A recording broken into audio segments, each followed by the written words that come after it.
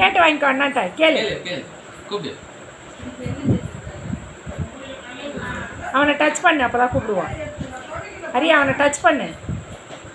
அது பாரு அண்ணே கொடுங்க அண்ணே.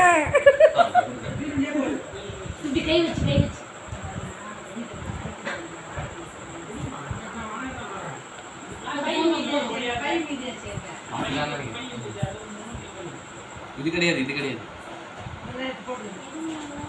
அப்ப இங்க ஏய் கேடி